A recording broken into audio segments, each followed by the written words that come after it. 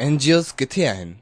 रसूल हमज़ा तोफ़ लिखियो हो त जंहिं हथियारनि खे हयातीअ में सिर्फ़ हिकिड़ो भेरो इस्तेमालु कबो आहे तंहिंखे सॼी ज़िंदगी संभाले रखणो पवंदो आहे। तीअं असां बि NGOs खे संभाले रखियो। जिन जनरल ज़िया जे दौर में जनम वरितो ऐं सोवियत यूनियन जे ज़वाल सबबु उन्हनि खे वॾी सघ मुयसरु थी। उन केडर जी खाबीदुर जी नुमाइंदगी कंदड़ हो जिन जे लाइ असांजो ख़्यालु हो त उन्हनि जी सिरिश्त में अवाम दोस्तीअ जो अर्क मौजूदु आहे। हू जेके उस जी आवीअ में पचंदड़ मिटी हाणनि माण्हुनि तरफ़ वॾियुनि ऐं थधियुनि गाॾियुनि में वेही जगजीत ऐं उस्ताद फ़तेह अली खान जा कलाम ॿुधंदा वेंदा हुआ। हू जेके एयरपोर्टनि ते वेठे तेसीं ताईं ब्लैकबेरियुनि ते महवे गुफ़्तगू रहंदा हुआ जेसीं ताईं उन्हनि लाइ जहाज़ मां इहा अनाउंसमेंट न थींदी हुई त अव्हांखे गुज़ारिश थी कजे त पंहिंजो मोबाइल स्विच ऑफ करे छॾियो ऐं सीट बेल्ट ॿधो छो त जहाज़ टेक ऑफ करण वारो आहे। हू जेके ॿिए एयरपोर्ट ते लहण शर्ती पिक करण वारी गाॾीअ जे ड्राइवर खे फ़ोन कंदा हुआ ऐं सामान डिगीअ में रखराए वरी फ़ोन ते शुरू थी वेंदा हुआ। हू जेके ख़ुशबूदार होटलुनि ऐं महांगनि गेस्ट हाउसनि में घिड़ंदे हिकु क़िस्म जो आनंद महसूसु कंदा हुआ। हू जेके बाथ टबनि में तड़गी थक लाहिण खां पोइ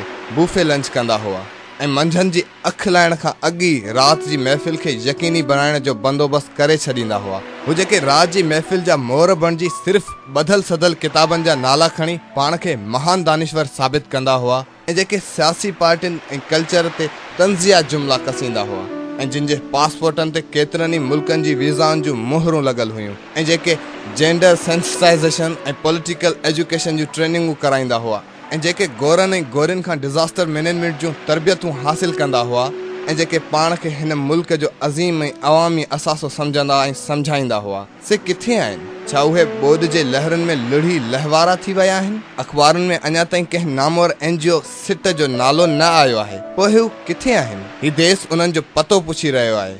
हू जेके वॾियूं ट्रेनिंगूं हासिल करण वारा साहिब आहिनि उन्हनि खे किथे बि कंहिं रेस्क्यू ऑपरेशन में बांग्लादेशी मॉडल इस्तेमालु कंदे न ॾिठो वियो आहे। छा उहे रूपोश बणिजी ॿोझ सतायलनि जी मदद करे रहिया आहिनि? हू जेके चई सघनि था त उन्हनि खे रेस्क्यू लाइ रिसोर्सिस न आहिनि, पर छा इहो उन्हनि लाइ मुमकिन न आहे त हू इमदादी कैंपुनि ते वञी ॿोझ सतायल माण्हुनि जे रिलीफ लाइ कुझु कनि? मञूं था त उन्हनि वटि उन मद में फंड्स जो फुक़दान आहे, पर छा उन्हनि लाइ इहो बि मुमकिन न आहे त हू उन्हनि इमदादी कैंपनि में मौजूदु रहनि, उन्हनि जी मैनेजमेंट संभालीनि त जीअं उन्हनि खे रुखो सुखो टुकुर मिली रहियो आहे उन में छीना छपटीअ वारियूं तस्वीरूं मीडिया जी ज़ीनत न बणिजनि, जीअं हू पेट जो दोज़ख भरण लाइ पुलिस ऐं रेंजर्स वारनि जी लठियुनि खां बची सघनि। हज़ारे NGOs जा तरबियती याफ़्ता कारकुन हिन आफ़त जी घड़ीअ में वॾो किरदारु अदा करे सघनि था, पर जॾहिं हू प्रोजेक्ट जी क़ैद मां आज़ादु थियनि ऐं उन खां अलावा NGOs जी मैनेजमेंट खां कुझु ॾींहंनि जी मोकल वठी बि जेकॾहिं कैंपुनि जो रुख़ कनि त हू पंहिंजो इहो खाधो पीतो हिलाल करे सघनि था जिन ते हू मची मवाड़ थिया आहिनि, पर लॻे थो त उहो कमु उन्हनि खां बि न थींदो छो त हू बिना पैसे कमु करण जी सलाहियत खां महरूम थी चुका आहिनि। हू बिना बिल ठहण जे हिकु विख बि वधाए नथा सघनि। उन्हनि जो जज़्बो बिना ख़तमु थी वियो आहे। हाणे हू अवामी कामोर आहिनि। उन्हनि खे आसाइशूं घुर्जनि, उन्हनि खे अहिड़ा थधा हाल खपनि जिन में बीही हू लेक्चर डिलीवर कनि ऐं लेक्चर ॿुधनि ऐं ब्रेक जे दौरान हाइटीअ खां लुत्फ़ अंदोज़ थींदे हिक ॿिए सां चिट चेट कनि। हाणे उन्हनि लाइ मुमकिन ई न आहे त हू सरकारी कैंपनि जी बदबूअ वारे माहौल में वेही माण्हुनि जा दुख सूर ॿुधनि ऐं उन्हनि जूं हिमतूं वधाइनि, उन्हनि खे सिहत ऐं सफ़ाईअ जूं सलाहूं ॾियनि ऐं उन्हनि खे ॾुखी हालतुनि में सब्र सां रहण ऐं थियल नुक़सान जो अज़ालो करण जे बारे में सम्झाइनि। उन्हनि जा भरजला थियनि जेके सभु कुझु विञायो वेठा आहिनि ऐं अहिड़ीअ तरह पंहिंजी तंज़ीमुनि जी लॼ रखनि जेके ॿुधी वॾी आथत मिलंदी हुई, जिन जे हवाले सां सोचियो वेंदो हो त हू जेकॾहिं कोई सियासी किरदारु अदा करण खां महरूम आहिनि त घटि में घटि जॾहिं बि हीउ मुआशिरो कंहिं वॾी आफ़त में आयो त हू रोशनीअ जा ॾीया बणिजी ऊंदाहीअ जो मुक़ाबिलो कंदा, पर उन्हनि जो मौजूदा किरदारु अहिड़ो आईनो बणिजी वियो आहे जंहिंमें उन्हनि खे पंहिंजा मुहांडा वणंदा हूंदा बि अलाए न, पर हू इन्हनि सवालनि खां बुलंद आहिनि। उन्हनि खे पाणीअ में वहंदड़ मुल्क ॾिसी दिलि में ख़ुशी महसूसु थींदी हूंदी। हू सोचींदा हूंदा त उन्हनि लाइ नवां प्रोजेक्ट ठहंदा ऐं गैर मुल्की डोनर उन्हनि लाइ इमदाद जा दर खोले छॾींदा। सो हू इंतज़ार में आहिनि। उन्हनि खे ॿोॾ खां पोइ ॿी वॾी ॿोॾ जो ओसीअड़ो आहे। उहा ॿोॾ आहे डॉलरनि जी ॿोॾ। उहा ॿोॾ जंहिंजा बंद भॼी रहिया आहिनि। हू हिन वक़्तु टीवी स्क्रीन ते लुढ़ंदड़ इंसाननि जा मंज़र ॾिसण बदिरां कंप्यूटरनि ते वेठे ईमेलूं करे रहिया आहिनि ऐं ईमेलूं पढ़ी रहिया आहिनि। हू अधु राति ताईं रिलीफ ऐं रिहेबिलिटेशन जा प्रोजेक्ट ऐं प्रपोज़ल्स डिज़ाइन करे रहिया आहिनि। ही कहिड़ा इंसान आहिनि जेके देश जे दर्द खां परे बि नथा रहनि, छो त उन्हनि जी ख़ुशियुनि जो बुनियादु उन्हनि जे ॾुखनि ते आहे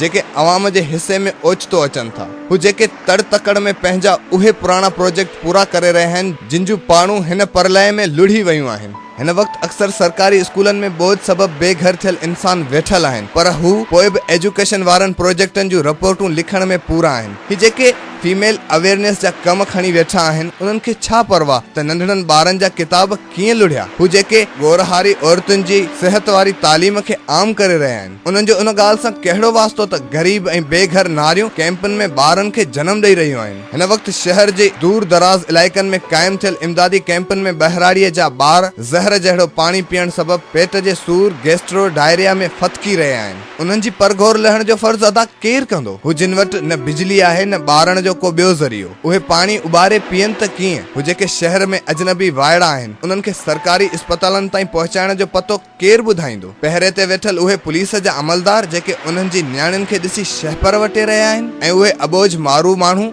जेके रुखे नान लाइ रेंजर्स जूं लठियूं पिया खाइनि। छा इहो ॾोह आहे? ॻाल्हि मानी टुकर जी नाहे, ॻाल्हि उन वारसीअ जी आहे जंहिंखां हिन देश जा मज़लूम माण्हू महरूम आहिनि। ॻाल्हि तहफ़ुज़ जी आहे, इज़त जी आहे। हिन घनघोर घड़ीअ में उन्हनि खे पंहिंजाइप वारी आथत ॾियण जी ज़रूरत आहे। उहे मुंतशिर इंसान जेके कैंपनि जा पता पुछाईंदा दूर दराज खां आया आहिनि, उन्हनि खे मुनज़्ज़म करण, उन्हनि जी क़यादत करण, उन्हनि जो रहनुमा थियण ऐं उन्हनि जी वकालत करण ते केतिरा पैसा ख़र्च थींदा? पर पाणीअ में लुढ़ंदड़ सिंध में को कोन्हे जेको एनजीओ जे अवामी ऑफिसरनि खे सिर्फ़ एतिरो चवे त कैंपनि में कैदियुनि खां बरतर ज़िंदगी गुज़ारींदड़ ही उहे माण्हू आहिनि जेको अव्हांजो ॻोठनि में इज़त सां इस्तक़बाल कंदा हुआ, जेके अव्हां जे तंग पतलूननि खे नज़रअंदाज करे अव्हां खे पंहिंजनि बचनि में विहारींदा हुआ, अव्हां लाइ मोहबत सां दूध पती चांहियूं ठाहींदा हुआ ऐं तव्हां खे तर जे कामोरनि ऐं सियासतदाननि खां सुठो माण्हू सम्झंदा हुआ। अॼु जी सिंध जो अलमियो इहो आहे त उहे माण्हू पंहिंजे आस पास वरी बि उन्हनि वॾेरनि ऐं उन्हनि सियासी कमदारनि ऐं करप्ट कामोरनि खे ॾिसनि था जेके उन्हनि जी कैंपनि ते अची ॿियो कुझु बि न, घटि में घटि उन्हनि खे दिलजाए त ॾियनि था, कहिड़े बि मक़सद सबब छा बि सोचे, पर उन्हनि कैंपनि ते खाद खोराक पहुचाइण वारा उहे सियासी कारकुन ई आहिनि जिन खे ही एनजीओ जा अवामी ऑफिसर ॼट ऐं क्रिमिनल कोठींदा हुआ। अॼु उहे छोकिरा वर विझी बीठा आहिनि ऐं उन्हनि बेसहारनि जा वॾा सहारा साबित थी रहिया आहिनि। हिन ॿोॾ में घणो कुझु लुड़ी वियो आहे ऐं सभ खां वॾो नुक़सानु एतबार जो थियो आहे। सियासत खां पोइ एनजीओस ते एतबार करण वारी सिंध सोचे रही आहे त छा एतबार लफ़्ज़ सिंधी ऐं सराइकी ॿोलीअ मां कढी छॾणु घुरिजे।